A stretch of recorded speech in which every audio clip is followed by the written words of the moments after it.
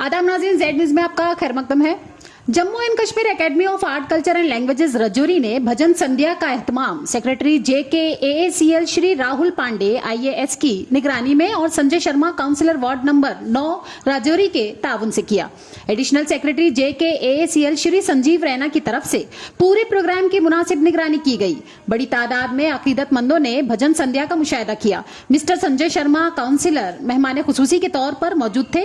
यहाँ पर मौजूद फनकार विनोद कुमार एंड पार्टी और अजय कुमार एंड पार्टी थे। भजन संध्या प्रोग्राम का आगाज सुबह 8:30 बजे गुरु रविदास मंदिर वार्ड नंबर 9 पुराने बस स्टैंड राजौरी में किया गया। भक्ति और पूजा के बाद तमाम अकीदतमंदों ने भजन और अकीदती गीत गाए। डॉक्टर अलमदार आदम स्पेशल ड्यूटी ऑफिसर ने अपने खिताब में कल्चर के बारे में तफसील से बताया। उन्होंने इन प्रोग्रामों में नौजवानों की शिरकत पर भी जोर दिया।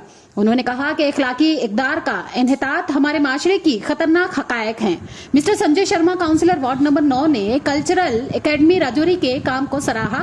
उन्होंने सेक्रेटरी JKAACL और एडिशनल सेक्रेटरी JKAACL का इस किस्म की सरगर्मियों के इनकाद पर शुक्रिया भी अदा किया। आगे देखिए हमारे नुमाइंदा असलम खटाना की ये रिपोर्ट।